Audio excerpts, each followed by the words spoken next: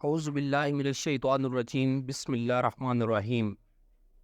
اڑان T V کے معزز سامعین السلام علیکم۔ معزز سامعین، جلتی پر تیل پڑ چکا ہے اور لوہا گرم دیکھ کر صدر مملکت نے ہتھوڑا چلا دیا۔ کل بروز بدھ بہت بڑی خبر سامنے آئی ہے اور صدر مملکت نے اپنی ترکش میں جو آخری اور سب سے عام ترین تیر موجود تھا وہ تیر چلا دیا ہے۔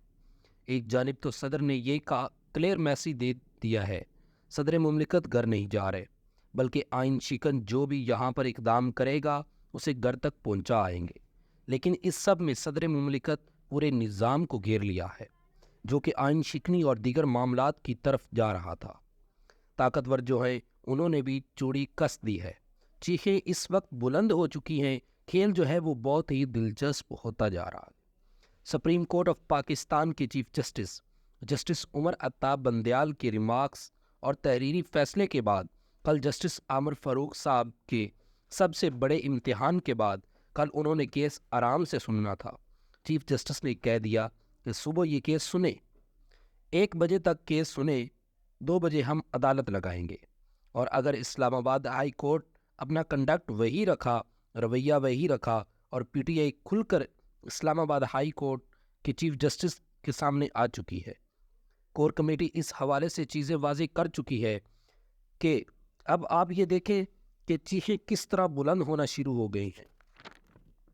ایک جانب پاکستان پیپلز پارٹی یہ بات کر رہی ہے جی وزیر اعلیٰ سندھ کو کونسل آف کامن انٹرسٹ یعنی مشترکہ مفادات کونسل میں نہیں جانا چاہیے تھا۔ وہ سوالات اٹھا رہے ہیں جی پنجاب اور خیبر پختونخوا کے وزراء اعلیٰ تو منتخب ہیں ہی نہیں، وہ کس طرح سی سی آئی کے اندر مشترکہ مفادات کونسل میں مردم شماری کے اہم ترین معاملے پر صوبوں کی نمائندگی کر سکتے ہیں؟ یہ سارے سوالات اٹھ رہے ہیں۔ آپ یہ دیکھیں کہ آفیشل سیکرٹ ایکٹ اور آرمی ایکٹ کے معاملے پر صدر مملکت نے جو سٹینڈ لیا اس میں یہ ساری جماعتیں اب پیچھے بیک فٹ پہ ہیں، کیونکہ یہ انہیں اندازہ ہو چکا ہے۔ فیصل کریم کنڈی صاحب جو ترجمان ہے پیپلز پارٹی کے، وہ بھی یہ بات کر چکے ہیں کہ یہ قوانین جو ہم سے بنوائے گئے یہ اب ہمارے ہی خلاف استعمال ہونے ہیں۔ اب یہ انہیں پہلے ہی پتا تھا یا کانے تھے یا کیا معاملہ تھا، یہ کسی کو سمجھ نہیں آ رہی، اب انہیں سمجھ آ چکی ہے۔ اب آپ یہ دیکھیں کہ پی ڈی ایم کے ترجمان اور مولانا فضل الرحمان کی پارٹی سے تعلق رکھنے والے کافی ووکل شخصیت جو ہیں حافظ حمداللہ صاحب، انہوں نے کہا ہے کہ فروری میں انتخابات نہ ہوئے تو پھر خاموش آمریت ہوگی اور ایسے عمل پر سیاسی جماعتیں انتخابات کے لیے تحریک چلانے پر مجبور ہوگی۔ اب یہ ایک بڑا کلیئر میسیج ہے پی ڈی ایم کی طرف سے، اور Peoples Party already on board J, U you I on board آ چکی ہے، اور پی ڈی ایم کے ترجمان نے اس سم کے اندر کہا ہے کہ انتخابات کی تاخیر کے حوالے سے کہا ہے کہ اگر فروری میں انتخابات نہیں ہوتے تو یہ آئین سے مابرہ عمل ہوگا اور اسے دوام دینے کی کوشش نیک نیتی نہیں ہوگی۔ انہوں نے کہا ہے کہ ایسے عمل پر سیاسی جماعتیں انتخابات کے لیے تحریک چلانے پر مجبور ہوں گی۔ مجھے نظر آ رہا ہے اور محسوس ہو رہا ہے کہ یہ مجبوری سیاستدانوں پر آئے گی۔ اس تحریک کے لیے تمام جماعتوں کی وحدت کا نقطہ مولانا فضل الرحمان ہوں گے۔